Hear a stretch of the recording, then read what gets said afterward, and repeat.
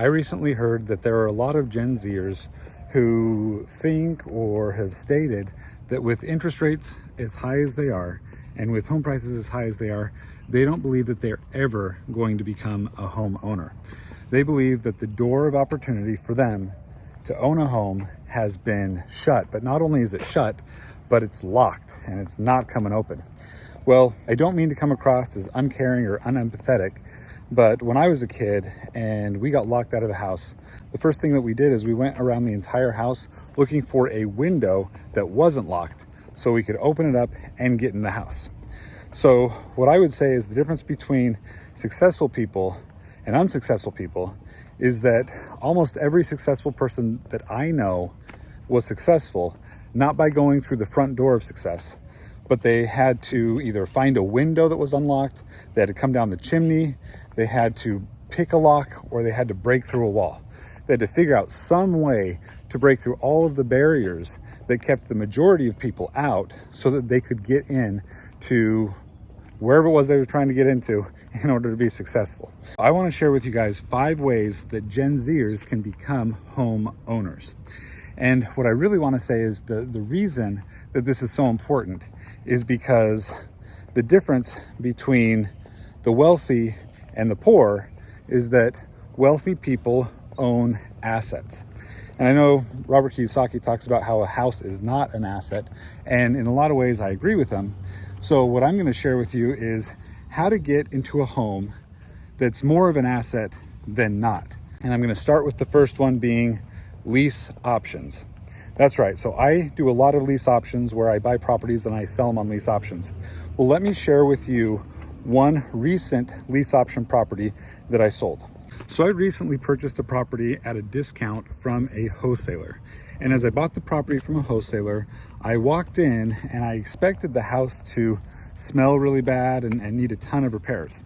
Well, I walked into the house and it's true that it was old and things were out of style, out of date, but the house didn't smell and there weren't a whole lot of repairs that were needed. It did need a new air conditioner and it needed fence repair and a few things here and there, but just needed a good cleaning. So I went in, I bought the home, and then rather than putting a ton of money in fixing the home and selling it on the market, what I did is I fixed a few things, and then I brought somebody into the home that wanted to be a homeowner. And this person that wanted to be a homeowner, I sold them the house at a higher purchase price than what I purchased it at, but I sold it to them still at a discount. I made it to where they could go into the home and they could redo the home. And as they redid the home, they would be able to benefit from the repairs. So let me just kind of explain what this is like or kind of how this worked. So I bought the house for about $100,000. I put about $15,000 into the repairs. And then I sold it on a lease with the option to buy for $170,000 or $180,000, right? Now they're going to be living in the house during the next few years. They can do repairs, they can improve the home, and they're going to be able to buy the house still for that price of $180,000. So when they go and do all of those repairs, that property is going to be worth more like $210,000 to $230,000. Okay, so they were able to get into a home and they were able to put forth, work and effort to build something, to, make something nicer. And that's going to increase the value of the home. And as they do that over the next couple of years, they're going to be able to buy that house for way less than the market value. They're going to be able to use that equity that they create between what they can buy it for and the value of the property to help them with the down payment. So that's a combination of 2 things that you can do. First, if you want to get a home less than market value, then start networking with wholesalers. There's an entire wholesale market where houses sell for less than their market value. Most of the houses, though, sell for less than market value because they need repairs, there are issues with the house, or the owner's in a situation that's difficult, and so they need somebody to help them be able to get out of the situation really quickly. So there are, different things that you need to consider when buying a house from a wholesaler, and you need to organize and get money, set up so that you can do it. But by doing that, you can buy a house way under market value.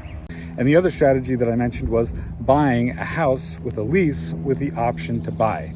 That's how I bought my primary home. That's how I sell a lot of homes, where you are able to get into a home that may need repairs, that may need things that you can do in order to improve the house or increase the value.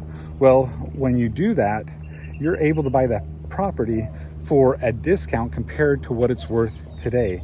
And so that is a great way of being able to buy a house.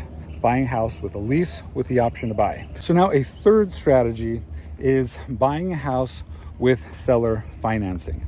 Here in the United States, buying a house is highly dependent upon getting a loan from the bank. But in most areas outside of the United States, interest rates are really high. So we're complaining that we have 7% interest rates, right? Well, I own some properties out in Costa Rica. They're wonderful properties, they're beautiful properties. And the interest rate to getting a loan on the bank there is usually between like 11 and 18%. So, and that's what it usually is. That isn't just during this time where, interest rates are high. It's usually much higher to get a bank loan there. And when you get a bank loan, usually they're only going to lend you about 50% of the purchase price. Whereas here in the United States, you can buy a home sometimes with 3% down or 5% or 10% down. Out of the country, a lot of times you have to put 50% down in order to buy a home. The way that people usually buy houses outside of the United States is they will buy them either with cash or they buy them seller financing. So what does seller financing mean? Well, seller financing basically means that you bring in a certain amount of money in order to buy the house, and then the seller of the home is going to finance you the rest of the cost of buying the house. And I've purchased properties like this. A couple of properties that I have in Costa Rica are like that, where you bring in a certain amount of money and then the seller is going to create a loan for you to pay off within a certain period of time. So that way you don't have to go through the whole bank qualifying process that sometimes can be very, very difficult, especially if you're a business owner or other than a W-2 employee. It's just sometimes hard to get loans from banks. So I would say that right now is a wonderful time to get a home with seller financing. Because interest rates are so high, there's a lot of people that aren't able to buy a house right now. They're not able to qualify for bank financing right now. But if you can get a seller that's willing to sell you their house on seller financing terms, and basically you just say, hey, look, if you're working with a realtor, or if you're just contacting sellers directly and say, hey, I'd like to buy your house, but I'm not going to be able to get a loan right now. I think I'm going to be able to get a loan within the next 3 years or the next 5 years.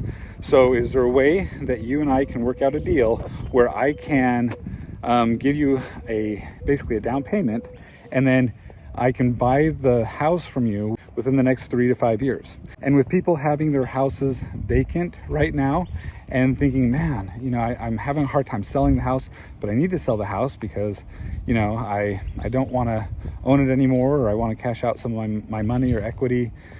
Being able to go up to them and say, hey, look, I'll buy the house, we'll buy it for this price, but let me pay you over time. That may be a very viable option right now. So seller financing, again, a fantastic way of finding a window of opportunity to becoming a homeowner. Next, find a house that's on the outskirts of town. So often people want to buy a house that's in a convenient location, their kind of dream location, and they want this at the very beginning of their marriage, the very beginning of their life. They want to go ahead and buy kind of this dream home. That is not a good idea. I promise you that is not a good idea. Do not work towards getting a dream home for the first 10 years of starting out your adult life. And the reason being is because it is just too expensive.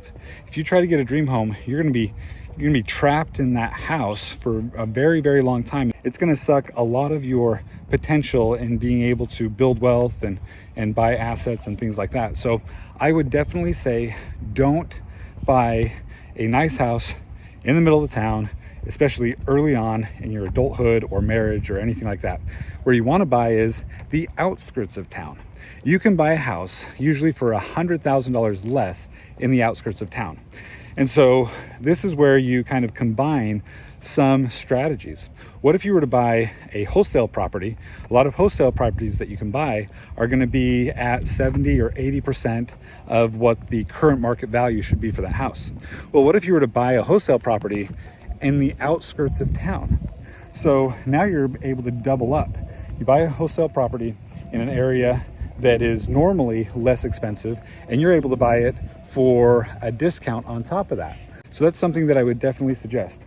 I would suggest that if you're going to buy a house, or you're just starting out with a family or something like that, buy a house on the outskirts of town, because you're going to be able to buy it for much less than what you would buy a house for, like in the middle of town where things are a lot more expensive.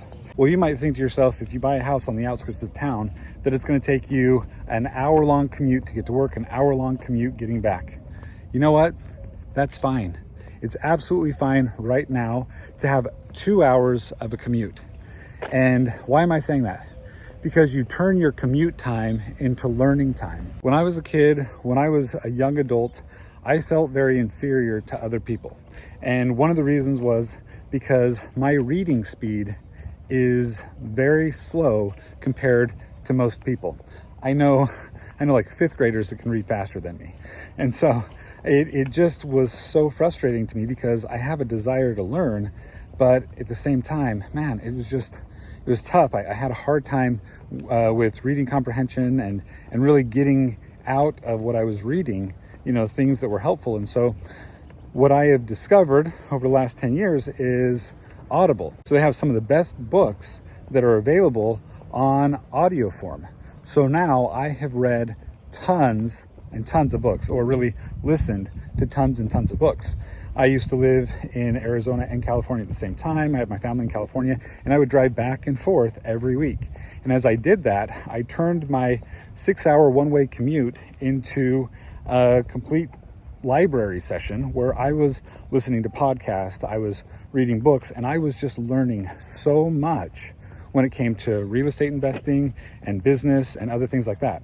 So I would encourage you to start out in the outskirts of town and use that commute time as study time, learning time, a time that you are going to learn how to crush it in business or whatever it is that you are looking to do, because it's really hard to get that time in other places. So if you can go and you can devote yourself during that time to learning, fantastic. You're going to be so much farther ahead than your peers, because you've dedicated portions of your life to improving yourself and being able to be a top performer. So buying in the outskirts of town. And then don't just buy your house in the outskirts of town, buy the house next door. Houses on the outskirts of town tend to be less expensive, but rents tend not to be way lower. So what happens is, when you buy a house on the outskirts of town, you're much more likely going to be able to create some cash flow with that house. So what I would suggest is not just buying your house, but see if you're able to, again, with a wholesaler or looking on the market, see if you're able to buy another house that needs some repairs, that you can buy at a discount, and that's on the outskirts of town too. Because as values go up on your house on the outskirts of town, the values in the city are going to go up as well.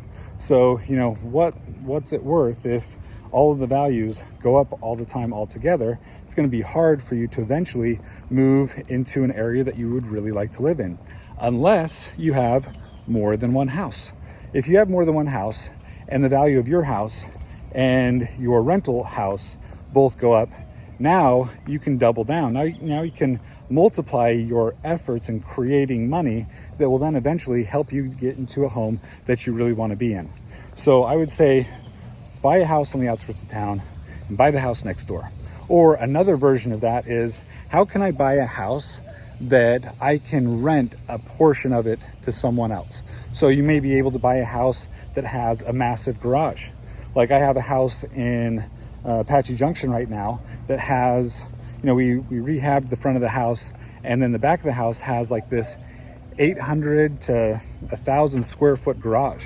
Well, you don't need 1,000 square foot garage. What if they were to, block off a portion of that and make a 400 square foot garage and a 600 square foot rental property? So now they're into a property where they're paying like, I don't know, $2,300 a month for, a rent payment. But if they have it on a lease option, they're paying, their lease payment, and they go back there and they put in a guest house. Well, now they may have to put in maybe $50,000, but if they're doing some of their own work, then it's not going to be that much. So they go in, they've put in a lot of work. Now they're just buying the materials.